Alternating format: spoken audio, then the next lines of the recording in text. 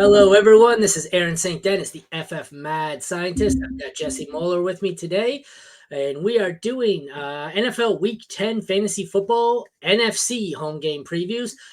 Plus, we've got the London game because it was an uneven amount. So that is what, Indy, New England? Indy, New Yeah. England? Yes, Yeah. yes. I went to bring up the game preview for that. And before looking at it, just looking at the two teams, I got briefly nostalgic. I'm going, oh, remember the good old days when it was a Manning-Brady matchup here? Now you look and it's like, oh, Mac Jones, Gardner Minshew. It's not the same. Patriots Colts isn't what it was in like when I was, just after high school. When I first started becoming a football fan, really, it's like all the Brady Manning matchups. Now it's like, oh, Gardner Minshew and Mac Jones. This is where we're at. Not quite the same, right? And I'm in a group chat with a bunch of like Indian New England guys, and they were talking about it yesterday. How excited they were when, like, the 2006 game, which was like the fourth down conversion game and stuff like that, going back to the Indy, all the stuff, like the fun stuff. I was like, yep, there's some fond memories when I was a teenager of those games. Yeah. This back then, like you could even name the kickers. They had what, Vinatieri, and who was on the other side? Vinatieri was on both sides at one point. Yeah, he went to Indy. Oh, it's just not Guskowski. It was the fuck's his name? There was a guy before him. I can picture him. I just can't remember. Yeah, I need to look it up. I can't remember. I'm like, I don't know. The good old days. But now we've got this. It's the now it's the Mahomes Allen or Mahomes Burrow games that have that luster, and it's just not the same. So, alrighty, I guess we will get right into it. What game? Panthers Bears. That is your Thursday nighter. Oh, good God. This barn burner. You're telling me.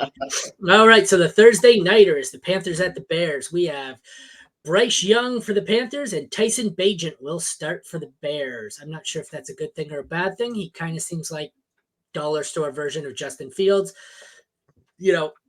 High rushing upside, kind of crappy arm talent decision making. As far as the QBs go, it is the 5th best matchup for Bryce Young. It is the 24th best matchup for Fields. I have Fields on the graphic because I did it before he was announced out. As I said, it's Bagent.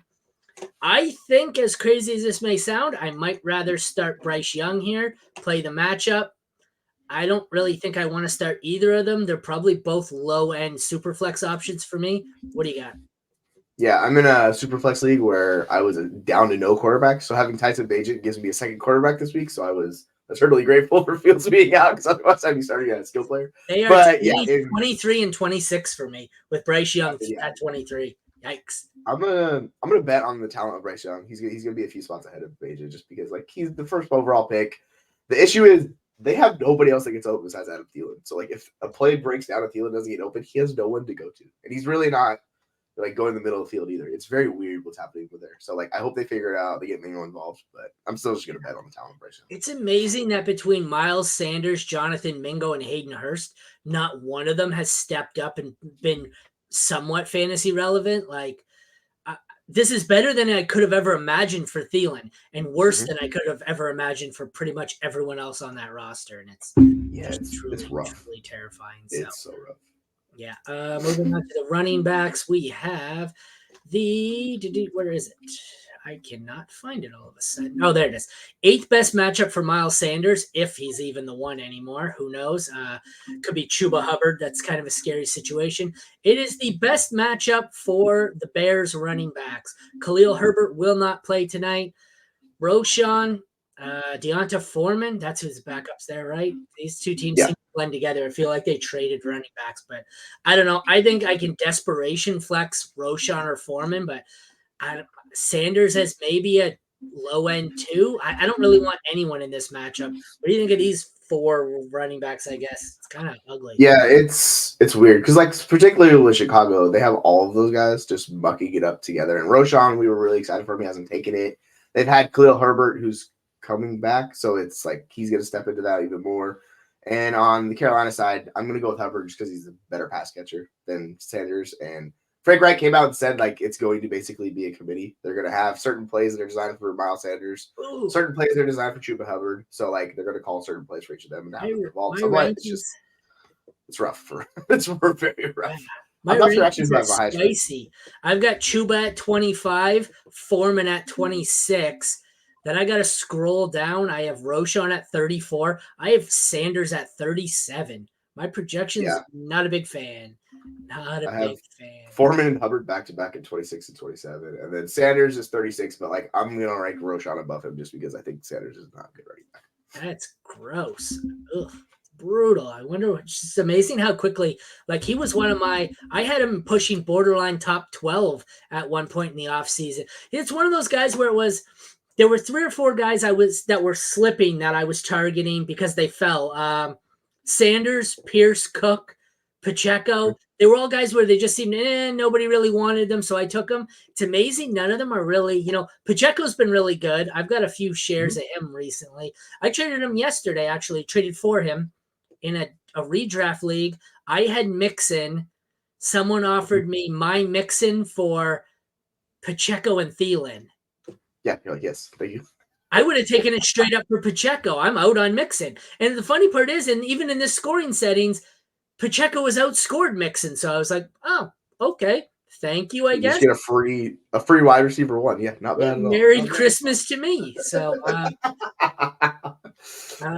goodness. see. Yeah, As far as receivers go, DJ Moore, 6th worst matchup. I'm still starting him as probably a 2, even though that quarterback situation kind of sucks. Middle of the pack matchup for Thielen. He's a borderline 1-2, depending on who's on bye. Let me look. I have Thielen. Oh, borderline 1-2, I say. By that I meant he's wide receiver 5 for me. So I have a wide receiver 5. I have DJ Moore at 11, and then I don't believe I have anyone else of these pass catchers ranked inside the top 50. Who would be next? Mooney, Mingo, Mooney at 51. I almost knew what I was talking about. I really like two of these guys. I like I like Adam Thielen way more because of the quarterback. Yeah, it's the issue for Moore is the fact that Bajan's his quarterback, and like you're talking about, he's dollar score just Justin Fields, or as Jeremy said, he's homeless Justin Fields. Like the issue is just not able to really support him. So like he brings down DJ Moore a lot more than on the other side of the ball where Thielen needs to pass just from Bryce Young. So yeah, like they're gonna be separating quite a bit for me. But yeah, those are the 2 guys I'm playing. It'd be rough to play any other guy besides those 2. Tight ends, we have the best matchup for Carolina. I don't really want to stream Hurst or Tremble or whoever the hell it is they're playing. Desperation option if you have to. Komet, it's the 11th worst. I'm still starting him as a low end 1. DST's bottom 10 matchup, kicker bottom 10 matchup for Cairo Santos. I'm not starting him. 5th best matchup for Eddie Pinheiro. So after going 7 weeks of not playing Eddie Pinheiro, I think he was like a less than 1% start percentage in my Yahoo, like my charting. I have fired him up as one of my 3 starts of the week at kicker, 2 weeks in a row plus this week. He's been a huge hit for me 2 weeks in a row. So I'm going to roll with Eddie Pinheiro again and see if I can't just cash in on that. If you have a chance, go over to King Fantasy Sports and check out my Crossing the Streams article. It's not getting much publicity because it's a low site. But between my 3 DST starts and 3 kicker starts of the week, I'm operating at like 93% over the last 6 weeks. So yeah, go do it. I missed one last week, 1 kicker last week, and he missed by, it was like 0.4. Everyone else had 10 points or more out of my 3. And it would have been my 3rd week in a row of being perfect, 6 for 6. But so DST's 2nd best matchup for the Panthers, 4th best matchup for the Bears. I know I say don't stream bad defenses, but these are 2 of the defenses I am streaming this week. Because if you look around, all the defenses you would want to play are rostered. There are no good streamer options. I got Seattle in a couple of leagues, the Colts, but like this is one where I feel like I think I chose the Panthers over the Bears because of Bagent.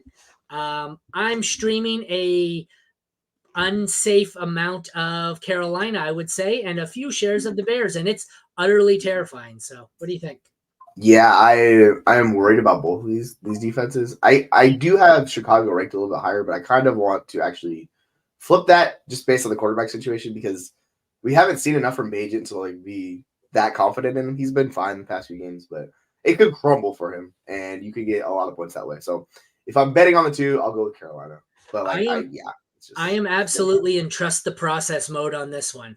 There is no, and even in my the start sit article that I wrote, it says we have back-to-back defenses that are like 30th and 32nd among DSTs. So I said this is merely me trusting the matchup and my process, but it's been good. Like I said, Eddie Pinheiro at kicker. If I've trusted the process 3 weeks in a row, he's given me great stream weeks. So we're going to see if the process is good right now because it's really going to be tested this week at defense.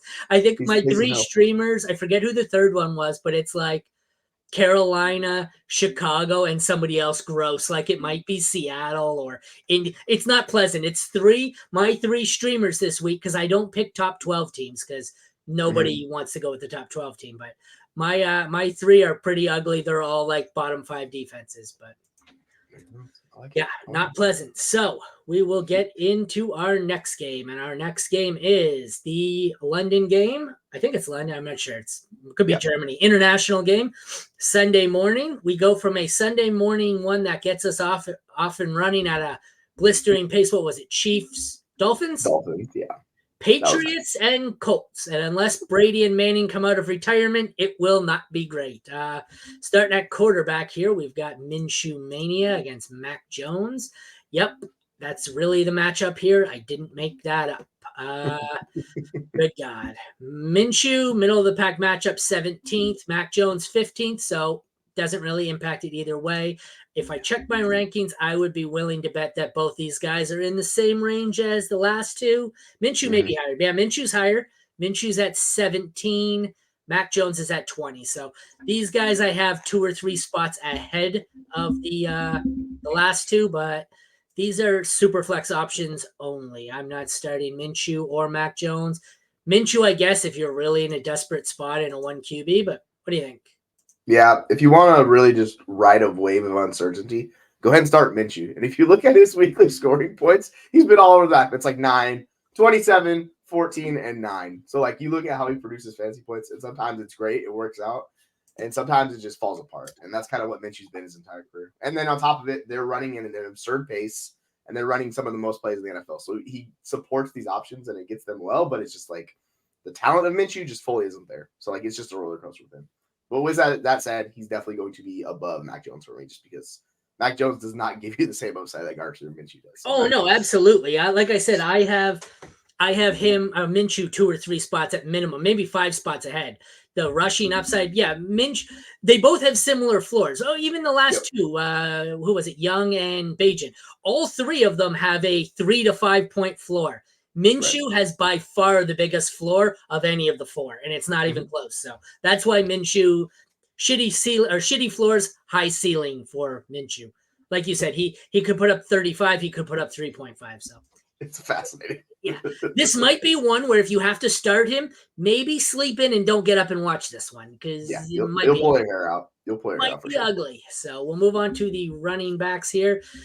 12th best matchup for Jonathan Taylor. He's a must start. I have him at 8 in my rankings. God damn it. 1 sec. Okay. But yeah, like as he's saying, Jonathan Taylor. My kid's phone is in here, and of course, I knew to mute my phone, but my kid's phone is over on his desk, and I'm going, what the hell is that ringing? So Taylor is a must start for me. Ramondre Stevenson, I have him as a start this week, but because he is the 5th best matchup. It is a risky one. It is a scary one, but I'd be willing to bet he's a top 20 for me. He's 14th. So high. I have like 8. I was like, holy shit. Well, this is another one where if you want to look at the way he's been producing, there's no way you should have him inside 20. If you want to look at the matchup and the potential and what he should do, he's top 15 or top 12 here because this is a spot where if Ramondre doesn't have a big game like he did last week, he's an RB2 at best from now on. Like, this is his only chance. I think I wrote this in my sit start article. This is his chance to get himself back into the RB1 conversation. He needs to do it here. He basically put up 130 yards last week, so that was just nice to see. And he had a touchdown on top of it, so that's why he's such a good game. But, like, his targets have been there. It's been a lot of 6 targets. There's a 4-target game in there as well. But, like, that's why I have him highly ranked so high is just because I'm kind of trusting in the process and going with him and what we're seeing. Because the offense has been better than it had been. So, yeah, he's going to be below Taylor, but I'm starting both of these guys everywhere I have them. At the receiver position, fifth best matchup for Pittman. He's a must start. I'm sure if I check my rankings, he's very high. He's 14, so he's a must start for me. I don't really Josh Downs scares me with the injury. I don't want to start Alec Pierce. If you have Josh Downs, I don't mind flexing him or as a 3, but I'd like to see a little bit more out of him, and I'd like to see him healthy. Demario Douglas and the Patriots, 15th best matchup, so it's indifferent, doesn't really help or hurt. He's another one where I don't really want to start any Patriot. I'd like to stash Douglas, but if I can only play one receiver here, it's Pittman. I prefer to leave Downs and Douglas on my bench. I think I'd rather still start Downs over Douglas, even though he's got the injury concern. I just need to see more out of Douglas, I think. But the potential's there. He's a good stash for me. But Pittman, for me, is a top 15, and nobody else is close. Yeah, I'm fine with not downside. Demario Douglas, aka Pop Douglas. If you need like a flex play wide receiver, Yeah, and you really you've have been brainwashed in your Patriots group for the last 6 months. They've been like, he's the wide receiver on that offense. He's by far the best player.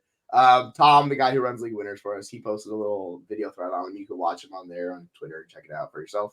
But yeah, like he's by far their best wide receiver. It's like honestly not even close. So like I'm fine flexing him if I need to. But yeah, like ideally you have better options than him. And yeah, Pittman's a must start. Like you just play Pittman every week with the Gardner Minshew. The tight ends, fifth best matchup for the Patriots, don't care. 24th best matchup for the Colts, don't care. Not playing either of them. Henry is an absolute desperation bye-week replacement. Other than that, no thank you. Sixth best matchup for Matt Gay, who I believe is one of the kickers I have in my streaming article. He has been good. I don't have his rank on me, but it's surprisingly high. I think he's top 5 or 6. He is a must start. Chad Ryland on the Patriots, it is the best matchup. Ryland has not been great. The Patriots do not score. He should be on your waiver wire. If you have to play him, you can so out of desperation, but I see very little reason why he would even be on your roster. These two defenses are interesting. The Colts are the fifth best matchup. They are probably a top 8 for me. Let me check. The Colts are... Yeah, they're high for me. Oh, they're significantly lower for me. They're only at 14 for me. I wonder why. I'm going to have to look. Maybe they're not getting turnovers. I'd have to see why my projections don't like them as much. And the Patriots, the 19th best matchup. They are probably in the same range. Yeah, they are back-to-back with the Colts. So I have both of them as not starters this week. I don't really want to trust the Patriots because Gardner Minshew does have those odd blow-up games. I'd much rather start the Colts. I'm fine, in the end, I'm fine starting either one of these two as probably a top 12 defense, and I think I will be adjusting my rankings to reflect that. What do you think? Yeah, I'll go with the Indy defense. I feel like it's a lot safer. But if you really want to you want to go all in with upside and do that, you want to bank on a bad Gardner Minshew game, and you could go with the Patriots. And if he doesn't turn it over like he's done in the past sometimes, like that's how they get their blow up spot with that way. You know what it is? There's a lot of it's a mess. The rankings I'm looking. There's a lot of high end defenses that would normally be top options that are ranked lower because of bad matchups, and there's a lot of teams like Chicago and Carolina that I have ranked a lot higher because of matchups. So we got, instead of having 4 or 5 elite options, we seem to have a clusterfuck of about 15 teams that are all kind of like, I want to maybe.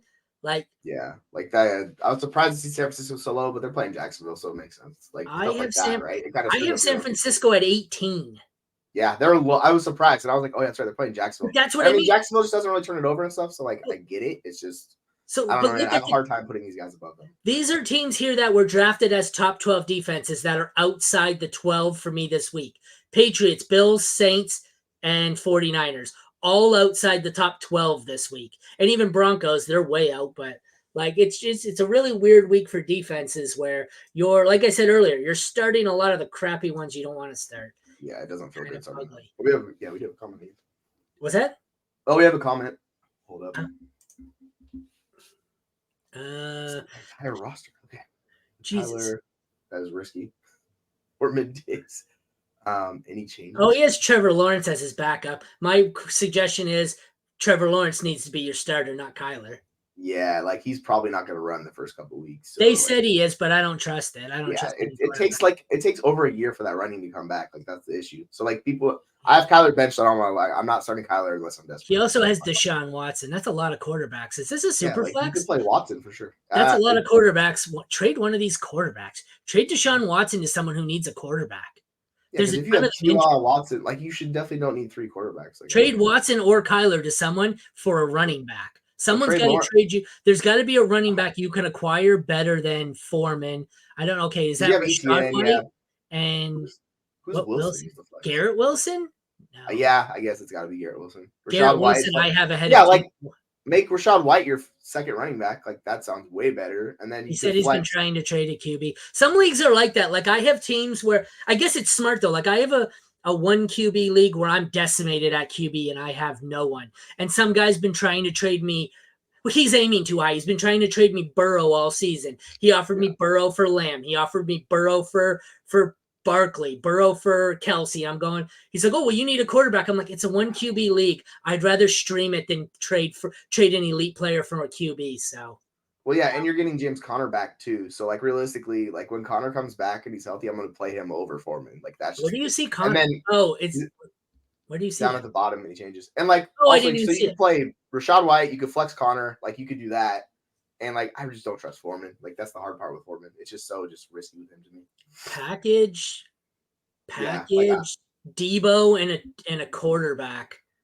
Or Christian Watson and a quarter. I don't know. I like to upgrade here. I guess you can have Connor at the RB2, so that's not terrible. Yeah, for sure. Like you could package, you could make that work for sure. Like that's tough, depending on how teams that have weaknesses in the spots you're like strengths, right? So whoever needs that running back, you package that together. Or whoever needs a quarterback, package that together. Like do that. Yeah, and Herbert's not playing, so yeah.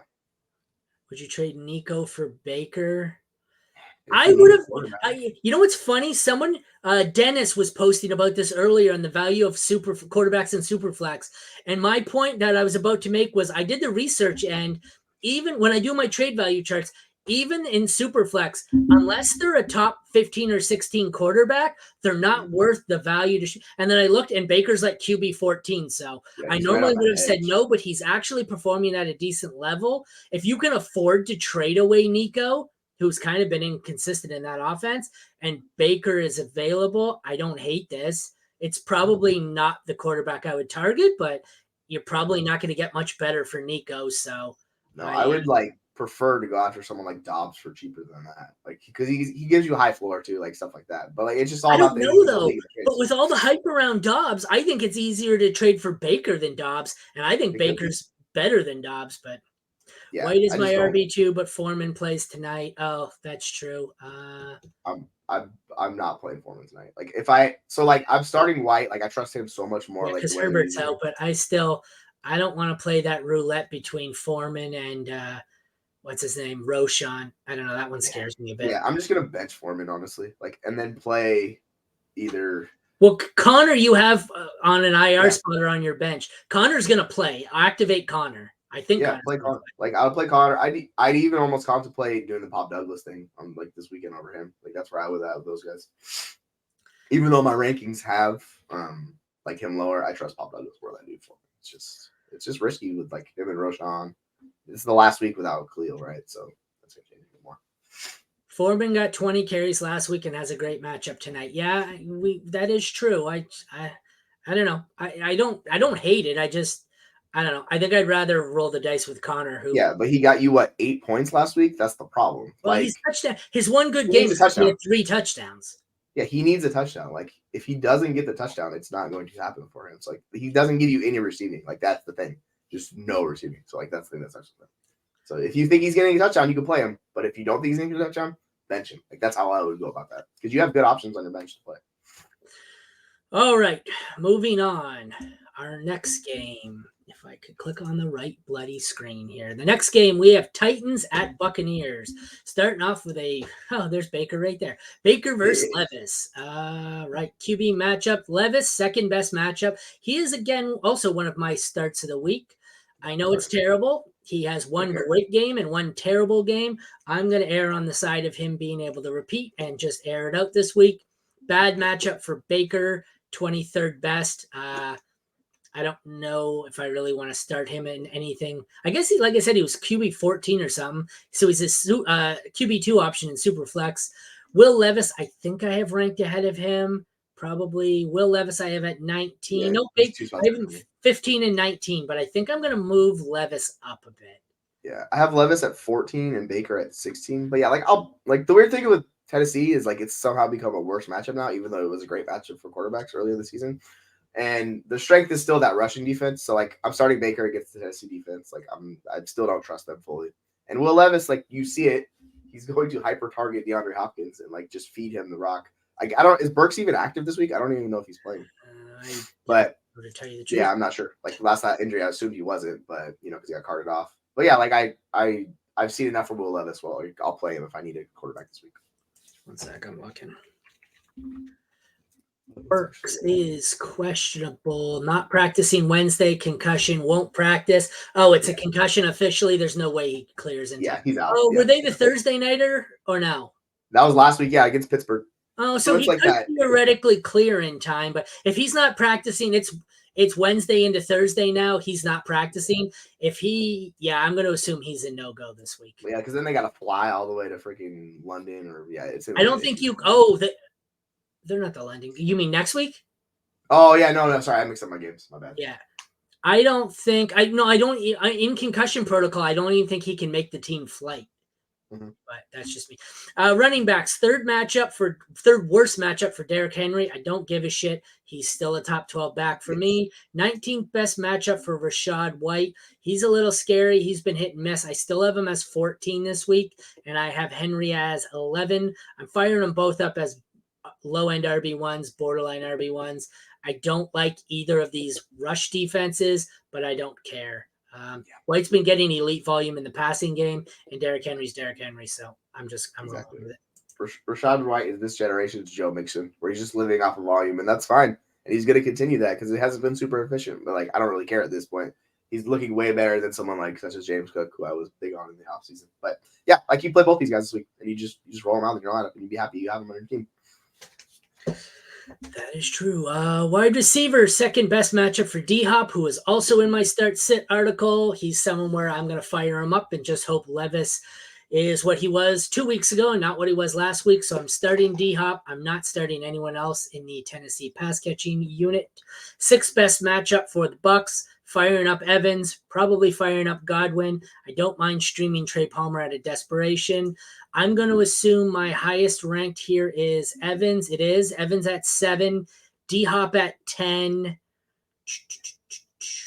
Godwin at 24, and then I'm probably going to have to scroll down a ways so we won't bother. What do you think here? Yeah, those guys are must starts. Like Mike Evans and DeAndre Hopkins, like you need to find ways to get them in your lineup. I have them as wide receiver ones. And then I'm still a little bit lower on Chris Godwin, but he's fine. He's getting supported, so like he could be a nice wide receiver 3 for you in this matchup. Those are the big three. Outside of that, like you're really stretching. If you want a deep play from Trey Palmer, like he's made a few of those, sure. On the Tennessee side, I don't even want to start anybody else. Like I just don't even want to consider anybody else. It's such a weweird year. It seemed like a year where everything was going to transition to the youngsters. That dynasty league, my work dynasty, where I'm like 8-1. What are we in? 9-8-1, whatever it is. My 2 starting receivers are not Zay Flowers. They're not Chris Olave. They're not Jordan Addison. They're not JSN. They're not Quentin Johnston. They're not any of the guys I drafted highly. My 1-2 punch is D-Hop and Adam Thielen. How scary is that? It's awesome. It's so funny. I couldn't trade him for like pennies in the offseason. I'm like, all right, if you guys don't want him, like I will keep them on my roster. It's fine. Like, I was trying to get younger. I traded for both of them. I was 4-1, and I traded away. I forget who it was. I traded away Dak Prescott for Dak and somebody else to upgrade to either Lamar or Burrow. I forget. I traded to upgrade to one of those 2 quarterbacks, and they were both throw-ins in the deal. Mm-hmm. And I was like, oh, okay, I don't really want them. The first thing I did was put them on the trade block, and now 4 weeks later, I'm like, well, shit, maybe I'll just ride with this. I got to know. See, that's the other thing. You got to find a balance. I have so much youth. People are saying, oh, well, these guys are old. You don't need them, blah, blah, blah. Well, I don't need to have nothing but rookies. I can have some veterans too. So Oh, but I what like winning. Yeah. one guy tried to rob me. What happens next year when Thielen and Hopkins are both, they have no value and you have to drop them? Well, then I Yeah. start playing the 21st round rookies I have drafted. Like, I'm You're not. like, well, you want them, but you don't want to pay them, so fuck Yeah, off. Like that's yeah, exactly what fuck it off. is. So Like, I messaged the one guy. It's funny because it was a league my cousin runs and none of them know me. And I messaged him and I was like, I do this for a living, right? No, I'm no not a reply dumbass. after Come that. on. It's like Quit trying to rob me, dickhead. I do content for a living. Like, piss off. yeah, like I couldn't even, I remember I offered Mike Evans to get the pick that was either like Marvin Mims or Jaden Reed, and they were like, no, because it was late second. I was like, screw it. I got it. And they're like, no. And I'm like, dude, what you are a contender. What are you doing here? And they're just like, no. And I'm like, oh. Message them 6 months later. Hey, dumbass, how you feeling now? It's like, yeah, I just don't get it. Chigo Okonkwo at tight end, top 9 matchup. I don't really want to stream him unless it's out of desperation. He hasn't done much. K. Dotton was great last week. Everyone picked him up just in time to bench him because it's the 5th worst matchup. You can play him as a low end one if you have to. I prefer to find safer options. Kickers. Second best matchup for Chase McLaughlin of the Bucks. He has been rough all season. If you have to start him for some reason, if he's on your roster, do so. I wouldn't pick him up to start him. Full middle of the pack matchup. Below average kicker. I want nothing to do with them. And the DSTs here, we have 13th best matchup for the Bucks, 24th best matchup for the Titans. I think I far prefer to start the Bucks. I will have to check my ranks. I think they're both going to be low end. Bucks are 9. Oh, I have them both high. Go figure. Hey, I told you it's a weird week for defenses. Bucks are 9, Titans are 11. So start them both. Yeah. I mean, yeah, it's like the interesting thing is these matchups are kind of strange how they work out. And you're playing into the strengths against the weaknesses. So, like, I get it. I'd be fine with that. And, yeah, back to K. Dotton. Like, yeah, you can stream him this week. I think it's fine. I don't think he's going to see 9 targets again. But, like, he's running all the routes. He's seen work. So, he plays. That's the funny part of the DSTs, though, this week. I have about 15 to 18 listed as DSTs you can play. There's going to be a lot of DSTs that are going to burn you. This week, it's DST roulette, man. Before we get into the next one, let's go with this. What's up, guys? Would y'all do White and Stroud for Josh Allen? I would. Yes, I would. Is this Dynasty? Because this is like completely different. If this is Dynasty, yeah, I'm going to get Josh Allen. Like I would either way. People are insanely high on Stroud right now, but like Josh Allen's just like a tier or 2 above him still. Like he gives you a difference making production. Like you want Josh Allen. With this roster, I would anyways. Look at this roster. I would anyways. Because basically White doesn't matter. With this roster, you're not playing White. So all you're doing, redraft, no super flex. But who cares? You're not playing White with this lineup, and all you're doing really is upgrading Stroud to Josh Allen. I think you have I'd rather trade Devontae Smith than White, but like whatever. Like I'll offer any one of those guys to get Josh Allen on my team. Like it's redraft, so it's a little different. But yeah, like I'm fine with that move. Like I want Josh Allen on my team. He's gonna give you like average at least 4 points per game more than Stroud, at least, if not more this season. I think you could probably it's sell high. Josh Allen is a sell high. Or that is selling high. Get in with Josh Allen. So flex DK Cooker JSN. 1 sec. Let me look at some matchups here. I don't think the weird thing about that game is I don't trust him yet. I don't trust JSN yet either. Like that second best matchup for James Cook and third best matchup for DK. I'll play DK. That one's. Do I want DK against Washington or James Cook against Denver? I want to play both, but I'm going to play DK. I think that's the correct answer. I would love to find a way to play both. If not, DK seems safer. James Cook it depends. Okay, here's my answer will be DK is the ceiling play, I think. James Cook is going to give you middle to high end RB2 production, probably not much more. If you just need a safe play that isn't going to drop a bomb, it's him. DK could put up 30. He could also leave with an injury or whatever. So if you're projected to lose by double digits, play DK. If not, I think Cook is safer, but I think in the end it's DK. Yeah, I think welcome, DK. Sir. Hey, go get Daddy Allen. Well, the nice part about that trade is it's redraft. So if you fuck up and Stroud turns into the next Tom Brady, you only eat it for 1 year. Yeah, it's redraft. I have Ayuk T. I'm playing DK over T, I think. RBs, ETN, and Foreman. Get Foreman out of your lineup. Put Cook in for Foreman. Cook in for Foreman and then flex DK. Foreman's so risky, man. Like, this is what I'm talking about. Like, you have to be very careful with Foreman. And particularly this lineup, like, unless you're like, I don't even think he has a ceiling outcome unless he gets 3 touchdowns again. But like, how likely is that, right? But do you agree with that? Put Cook in for Foreman and then flex DK? Yeah. Okay, that's like good. I'd play DK over T this week too. Like, yeah, I'd do that. Sounds good to me. Yeah, I would too, but in this case, you probably don't have to. Next up, we are going to go to Saints and Vikings. Quarterbacks, Derek Carr against Josh Dobbs. Seen a lot of Josh Dobbs love. I am not sold. 20th best matchup for Dobbs. I don't want to play him against the Saints pass defense. Derek Carr, 11th best matchup. I don't mind playing him. I suspect they're both in the same range of my rankings, outside of the top 12, but inside the top 16. Having said that, I have Carr at 13. I have Dobbs at 17. So I think Carr is probably borderline QB1. I might even move him up. I've got Russell Wilson ahead of him. I've got Geno ahead of him. Derek Carr has just moved up to QB 11 for me. So that's I have Dobbs 1 spot ahead of Carr. And it's just like, the weird thing is, like, I just trust the rushing production is what it is. Like, that's when I'm doing these 2 quarterbacks and someone who's a rusher. Dobbs has 7 attempts his last 4 games at a minimum. Like, I'm going to bank on that. The weird thing with Dobbs, though, like, it was the first game, but there was reads he was completely missing. He should have been taking as a quarterback that he saw and he just chose not to throw it to. And I think that was just his uncertainty with the playbook and stuff, because they were literally telling him plays and like positions and everything last week. So yeah, I just trust Dobbs over Carr, and it can burn you. We've seen it before, but like that rushing upside, I'm going to target that over Derek Carr personally. But I don't mind, like you're saying, Derek Carr this week either. Like I'll start either one of them. All right. I think I'm more of a start Dobbs in super flex only. I could see starting Carr in single QB though. Moving on to running back. Excuse me. I can't burp. I come home and I chug down my lunch and my drink at on my lunch here. So then I get on the show and I'm burping the whole damn time because I've just tried to chug I've speed eating my lunch. So Right. 7th worst matchup for Alvin Kamara. I do not give a damn. I am starting him as I almost guarantee without looking a top 6 matchup. Yeah. 7th worst matchup for Madison. He, for like the 4th week in a row, is my Fantasy Pros sit of the week. I have Kamara at 4.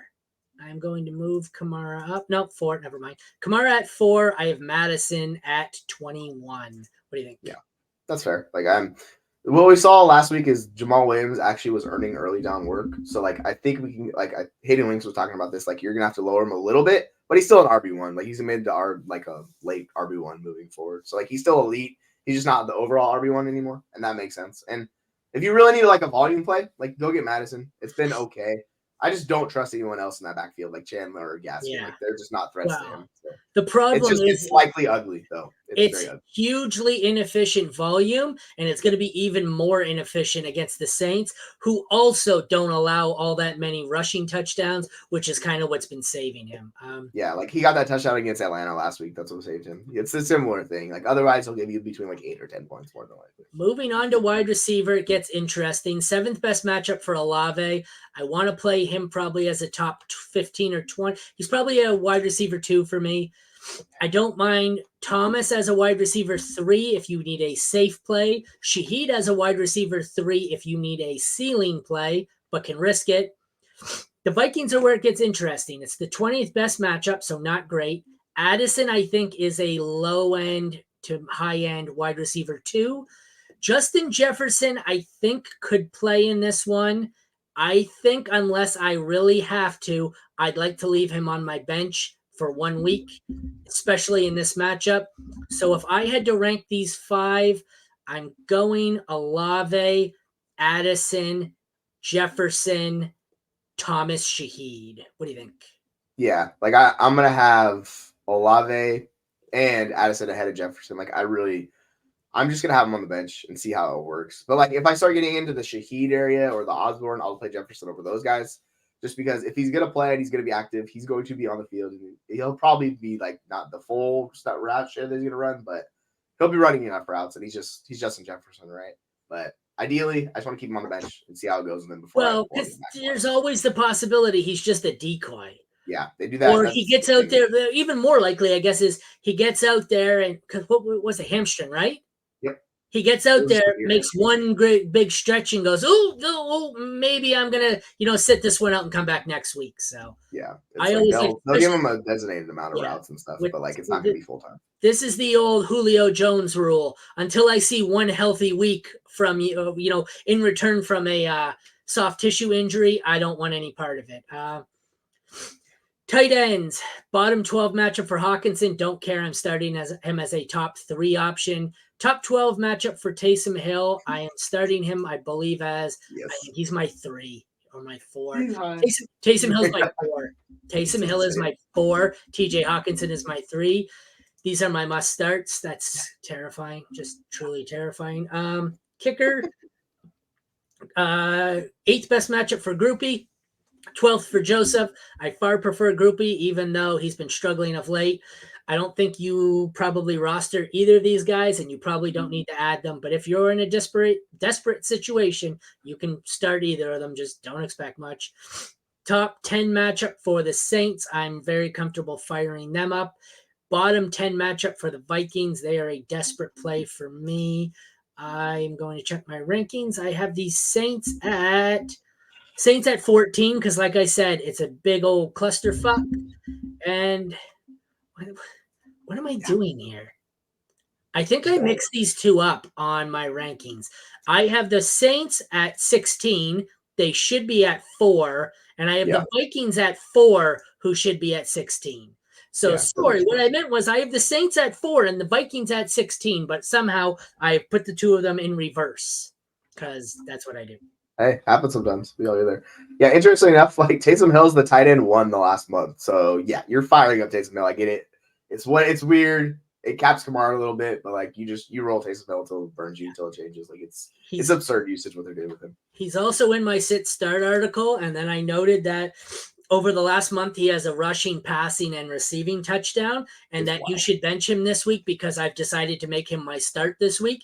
And Taysom Hill, despite having a jersey and him being at one point one of my favorite players, he burns me every time I do this. So let's just assume that Taysom Hill is going to drop a dud. Let me start him this week. You guys all sit him because he's going to, right in the pooper. It'll happen at some point. It's going to come crashing down. It always does with him. It always does. Next up, we've got the G-Men and the Cowboys. This is fucking ugly. This is going to be an ugly matchup.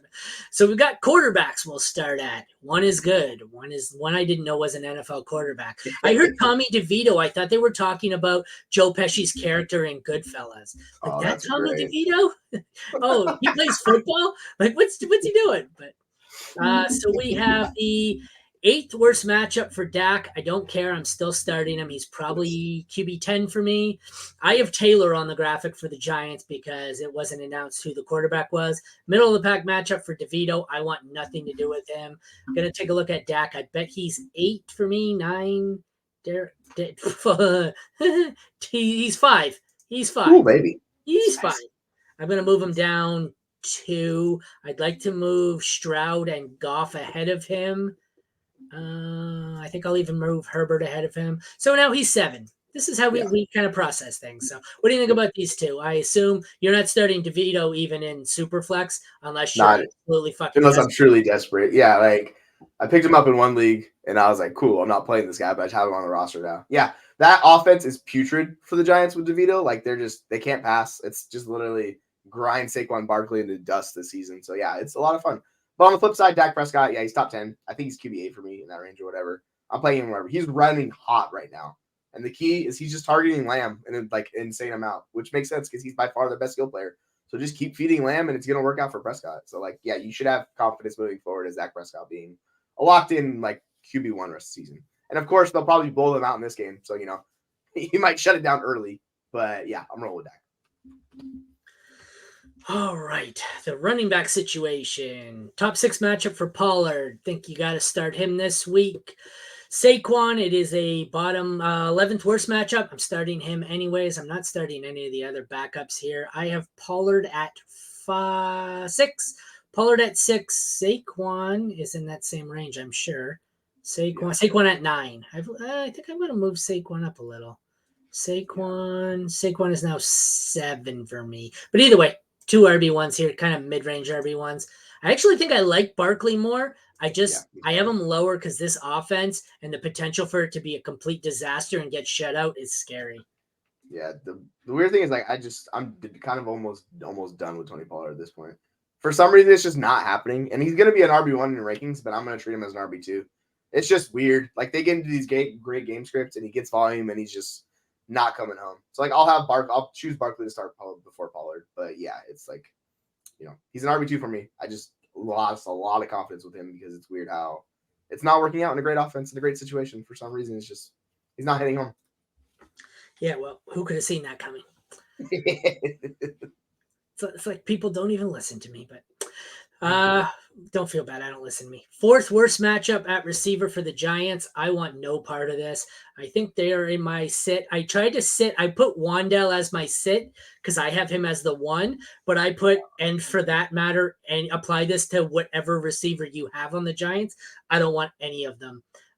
13th best matchup for CD Lamb. He is a locked and loaded wide receiver one. Upon inspection, I'm sure he is. He is 4 for me. So I have a must start at 4, and then I don't want to start anybody else in this matchup at pass catcher. Yourself? Yeah. Lamb's got 30 targets the last 2 weeks. So yeah, Lamb over. I'll expect Lamb to score more fantasy points than the entire Giants receiver room. Like that's where I'm at with that. So yeah, I want nothing to do with those guys. As fun as Wandale is, or like interesting as Hyatt is, like DeVito's just not capable of supporting these guys until we see more, and particularly against the Dallas Cowboys defense, which is one of the better defenses in the league. This is where it just could get ugly for those guys. So I'm going to look other ways. I think Wandale is the highest ranked. He's like 41, but like I don't have any confidence in that ranking. Like I'd rather start Cooks over any of the Giants wide receivers. And it's just Lamb's the wide receiver one. I think he's the wide receiver one last month in the NFL. So yeah, like we trust Lamb. Yeah, agreed. I had that same league where I have that some idiot sending me stuff. He tried to send me originally Diggs for Lamb, but I preferred Lamb slightly, so I said no. And then I needed another running back, so at some point I sent him back this. I forget what it was. I sent him the offer. And he was addicted. He's like, "Oh no, the price has gone up higher now." Well, thank you, fucking Seahawks general manager from draft day. So then I forget what it was, but then so I sent him an offer of something and he countered with. So I think I might have sent him back. Was Dallas on bye last week? Is that what it was? No, it was like 2 weeks ago. That's what it was. So I sent him back Lamb for Diggs straight up because I needed to win, and he counters with Lamb and Barkley for Diggs, and I'm like, you're a fucking idiot. So I countered back with Lamb for Barkley and Austin Eckler. And he replied, "That's just ridiculous." And I said, "Yeah, I know. It was just as ridiculous when you sent it the other way." And I haven't responded since. Fuck you, fucking asshole. I like to send "fuck you" offers in response quite often. Right. Like you're gonna send me some dick move. Like here you go. Here's one right back towards you. 6th worst matchup at tight end for Jake Ferguson. He's a low end 1, high end 2. I'd like to avoid him if I can. He's a stash. Middle of the pack matchup for Bellinger here. He's another stash, but I don't really want to play either of these guys. I just want to hold on to him in Dynasty. At kicker, 23rd best matchup for Aubrey. So it's not a great matchup, but he's been good. He's a must start. 2nd worst matchup for Bullock, who is now the Giants kicker. I want nothing to do with that. So sit him. The DSTs, best matchup for the Cowboys. I bet you if I look, they are easily my DST one. They are the rare combination this week of great defense, terrible opponent. If you can start Dallas, they are a must start at DST. And I have the Giants way down somewhere. 5th worst matchup. I want nothing to do with them. Bad team, like this one's going to get sloppy. I'm going to look at my DSTs. It better say Dallas is number 1. It does. They got to be up there. Yeah, I was like going to say they got to be at least like 1 or 2. Yeah, no, they're 1. It is. It's 1. And I think I should put a tier there. I never use tiers in my Fantasy Pros rankings, but I should put a tier there just to be like Dallas tier,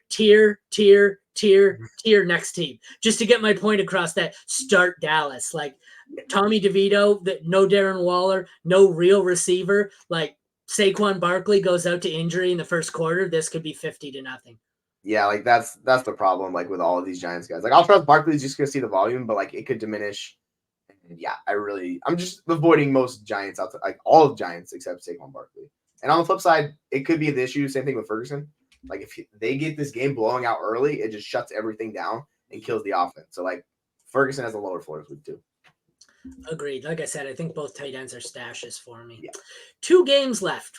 I guess we'll save your game for last. Next up, we will transition here to Atlanta at Arizona. All sorts of interesting pieces here. We've got guys coming, guys going.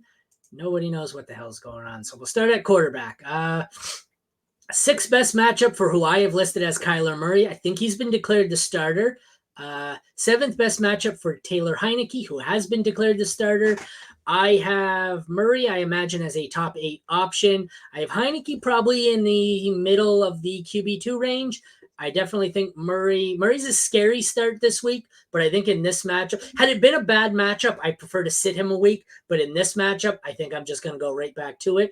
It is amazing how many crappy players I had to drop this week because I drafted an insane amount of Kyler Murray and had him on my IR. And I don't know why, because I don't like Kyler when he's healthy. I think he just fell so far that I just said, fuck it. And now I have a lot of super flex teams where I'm like, I have 2 great quarterbacks, and now it's like, fuck, I got Kyler Murray coming back. How about that? So, what are your thoughts here? Mid-range QB1 for Kyler, mid-range QB2 for Heineke, something like that? I'm pushing Kyler down to mid-range QB2 until we see it. Like I'm just worried about the rushing. Like that's my concern with him. Like I want to see it week 1, like we do with a lot of these guys, but particularly like the rushing doesn't come back right away. So like I'm expecting just kind of like a lower game for him. So like I would like to see it moving forward. I'm basically benching Kyler everywhere I have him if I have decent quarterback play. I'll play him if I'm really getting into like the Heineke zone. Like I'll just play Murray at that point. But like he's QB15 for me. So yeah, like I'm a little hesitant with Murray this week. I would also like to note that StreamYard lied to me. What did it say? It says create a marker, use B. I just tried to clip that for us.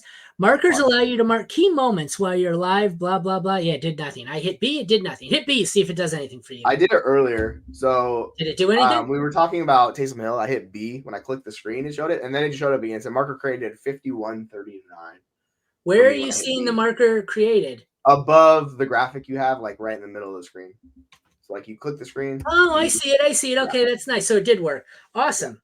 So I'm going to, I marked what you said there about Kyler being a QB2, mid-range QB2. You should cut that one in TikTok for us. I've seen I have the time to clip them into mini shows and repost them on YouTube.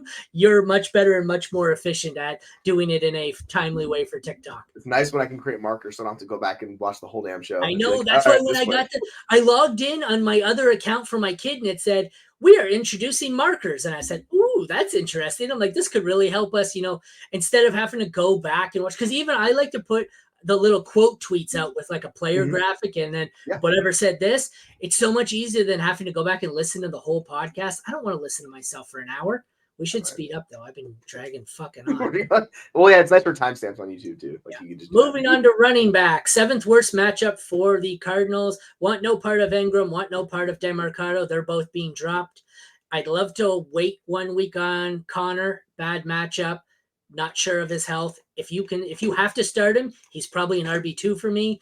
Bijan scary as fuck. I'm still starting him as a top 12, probably a 12, a low-end RB1, high-end RB2. Tyler Algier has flex-worthy appeal. I'm going Bijan and then probably Connor and then Algier after. But I'd like to not start Connor or Algier. And I'd really like it if Bijan was like I have a league where Bijan is my flex. Excuse me, where Bijan and Gibbs are my 2 flexes, and I don't have to rely on them at all. And that's the lovely situation where if the 2 of them both have a bomb week, great. If they both suck, oh well, they're in my flex. So I don't really want those as my RB1 and RB2 because Arthur Smith is retarded. Thoughts?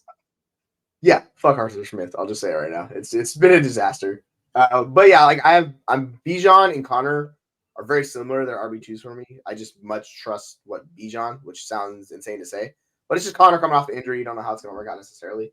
But Bijan's like my RB14. Connor is going to slot into like right behind him at RB15 if he's healthy and goes. Like that's how I'm going to treat it. He'll see the volume. DeMarcado is dealing with the injury. Like I just don't trust anybody on the other side of the field. And yeah, like Algier, he needs touchdowns. So no thank you. Running backs.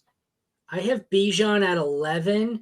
I have Connor unranked, but that's because when I Yeah. did my rankings or my projections, Connor's still not officially listed as in, but Mhm. oh no, I do. I have him at 43, but that's why he's lower. Do you want to get into the receivers here quickly? Just Yeah. discuss them. Give me 30 seconds here. Yeah, sure. Yeah. Hollywood Brown all day, every day with Kyler Murray. Like, this is the thing. You go from, what's his name? Clayton Tune to Kyler Murray. It's a massive upgrade in supporting options. With him last year, without DeAndre Hopkins, this duo, he was wide receiver 6, like on per game basis. Like, this is all day, every day Hollywood. This is what we're waiting for. You're firing him up everywhere. I'm not sure where I have him in my rankings. I want to say he's a solid wide receiver 2, but I need to double check before I speak out of my mouth and talk out my ass with that. So yeah. On the flip side, it's Drake London, baby. Like, Drake London, as long as he's healthy, this is the key with him, and he's dealing with the groin. I'm going to be confident starting Drake London. So let me pull these up and make sure I have Hollywood Brown. Where he's at. I had a baby. I have to go pick up the babysitter after this so that she can get my kid off the bus and watch him till I get home. And she called in the middle of the show. So I'm like, not good. But Like, this is not what I want to hear. Yeah, it's the exactly. 11th best matchup for Drake London. It's the 19th best matchup for, that's the game we're on, right? Okay. Yeah. For the Cardinals. I don't think I want to start either of them all that high. I think I'm wide receiver 2 range for Hollywood and London. I think I prefer Hollywood, especially if Murray's back. I'm not sure if you agreed with that or not. Like I said, that's what I said. Phone. Yeah. So. Yeah. I just I'm worried about London because of his groin injury. Like, he didn't practice yesterday, so need to make sure he's practicing playing, and then it'll change how I feel about him. But yeah, I'm really not starting any other wide receivers like in this game. Like, sure, you can go with Rondale or Michael Wilson on that side of the ball, but just no thanks. Like, I don't want to do it. They are like wide receiver 50 plus for me, so no thanks to any other wide receivers. It's just those 2 guys. I don't mind stashing in Dynasty Michael Wilson. Yeah. Yeah, other than that, I don't even know. Can I name another Falcons receiver? They had so many that are gone, and that, like, did they have Scotty Miller there at one point? They have Kadero Hodge. Oh, there's They still there. had Yeah. someone. Did they get Van Jefferson? Like, I don't. There's a whole lot of the other receivers besides Drake London. Oh, I don't have the. You could tell I wasn't looking at my own graphic. It says Van Jefferson, but you can tell how bad the receivers are. I put Cordero Patterson on the graphic over a third receiver, but there's a lot of guys. If it's like, are they in Atlanta now, or where are they? But yeah, no, thank you. Tight end, we have the 7th worst matchup for Kyle Pitts. He's probably still a low end 1. Probably high end, mid range 2 for Jonnu. That's a scary situation, but I can play them both. Trey McBride gets a much better matchup this week. It's a top 12 matchup. Don't mind firing him up. I am torn. I think I'm still starting Pitts over McBride, but you could definitely convince me that McBride is the way to go. Having said that, I have McBride at 10 and Pitts at 12. So I am starting in my projections McBride over Pitts, and McBride may actually move up a few spots here to 8 or 9 in the event now that I have Kyler Murray. Because like I said, my original run of projections didn't have Kyler on the board. Yeah, with Kyler, like, I'm definitely going on the McBride side. Like, as fun as Pitts is, like, I need to see something, dude. It's so awful. Like, it's the best tight end situation, but they're splitting it, and it's just not good for a single guy. So we saw last week Jono's 60-yard house call. But yeah, I much prefer McBride to Pitts this week and moving forward. Like, McBride's just gonna be higher in my rankings, which sucks for Kyle Pitts, but that is what it is at this point. It's just frustrating. Yeah. It's this whole offense kind of really scares me. But moving on to kicker, 7th best matchup for Koo hasn't been great. Playing him anyways. Prater, 13th best matchup, also hasn't been great. If you need to stream one, he's not the worst option. He's not the best option. He's just there. 8th and 9th best matchups for the DSTs. These are 2 more of the theme of there's worse options out there, but it's going to be scary as shit. If you have to start either of these, you can. I don't really want to risk it. Having said that, I think I will be downgrading heavily the Falcons, and I prefer to start the Cardinals because when I did these rankings, the Cardinals had not announced that Kyler could be back. I'm going to look at my rankings now to see where I have them. Arizona. Actually, I still have the Falcons way out of it. I have the Falcons at 22, and I have the Cardinals at 17. I'm going to move the Cardinals up a couple of slots. I don't mind streaming the Cardinals. I don't love it. I prefer to avoid the Falcons with Kyler Murray back anyways. I'm right there with you. Like, I want no part of these defenses, to tell you the truth. Like, they terrify me. So, like, I feel like I got to find somebody better on the waiver wire than these two. Like, I guess you can go with it, but, like, the Cardinals just aren't good. Like, that's my biggest concern with them. So, like, I have a hard time always starting these, bad defenses. So, I'm just going to pass them both of them if I can. Agreed. And we will kick things off with our last game. I guess you should be good at this one. I feel like I know the High Points creator that handles Seattle. You might. Interesting. I am wearing a Seahawks hat on top of it too. Just maybe it's backwards. Maybe. You're wearing the Rob Lowe generic NFL hat. Exactly right. I'm Team NFL. Yeah, you go NFL, or the guy who shows up. What was it, Taco? I'm a fan of security. Go security. Yeah. So, all right, these are two of the more interesting quarterbacks here, as Geno is on his way down and Sam Howell is on his way up. Best matchup for Geno, so he is probably still streamable as a borderline top 12. Sam Howell, 13th best matchup. Sam Howell is kind of a Will Levis situation here. A higher-end Gardner Minshew, I think, where this could be a boom game or a total bust. He doesn't go in between. So I have Sam Howell at 10. I have Geno at 12. I far prefer Sam Howell if I can afford any level of risk, because I think Geno's just a solid 18 to 22 guy. Sam Howell could put up 35 or he could put up 3. But I think I prefer Sam Howell.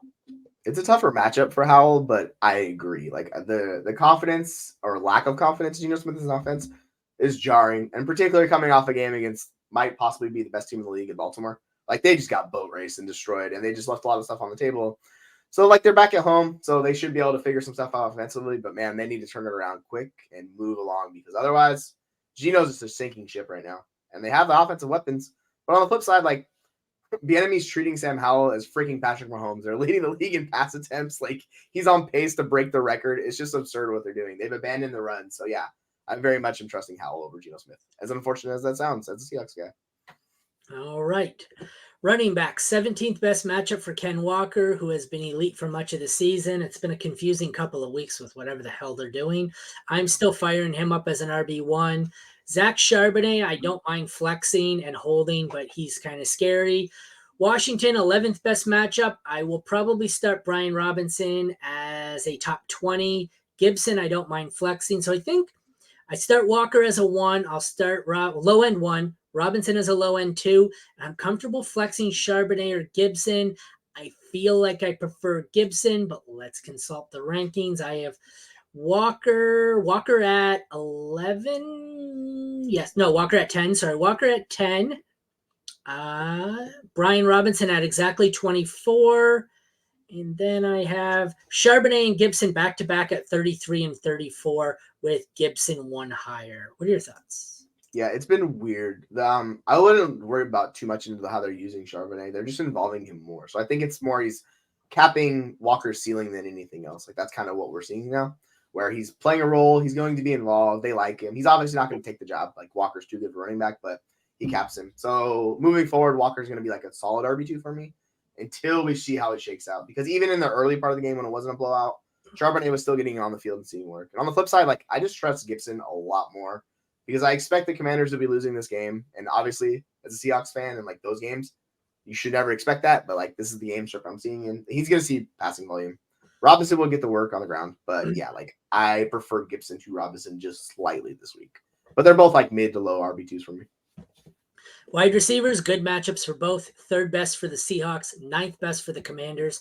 Firing up DK, firing up McLaurin, probably as top 15s.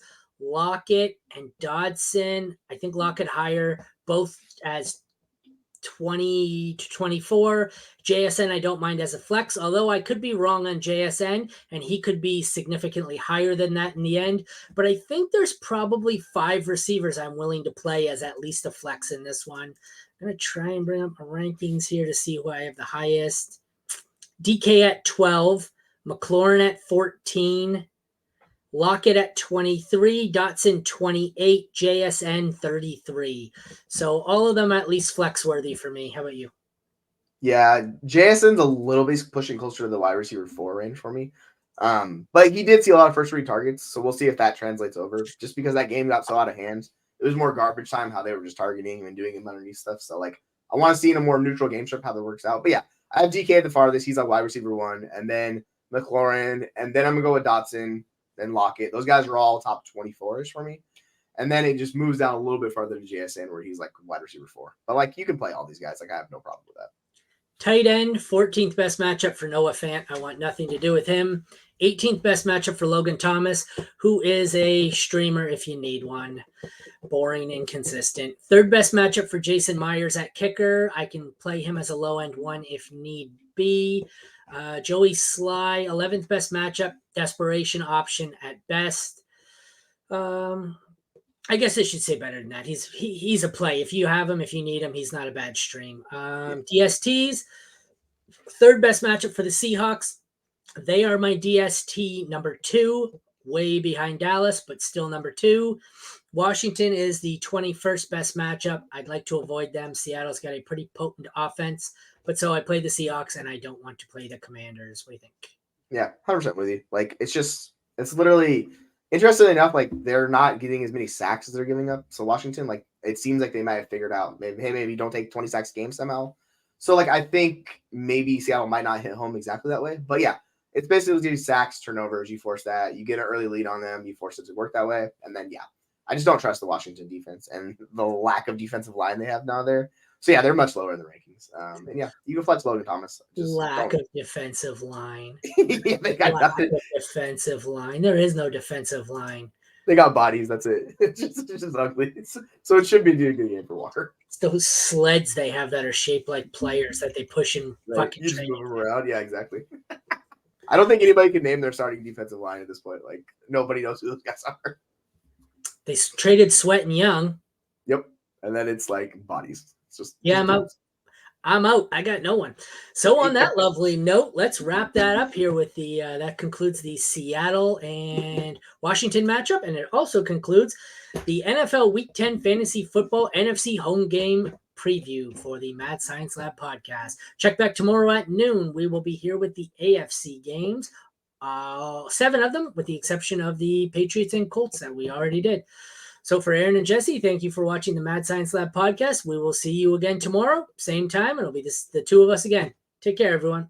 See you, folks.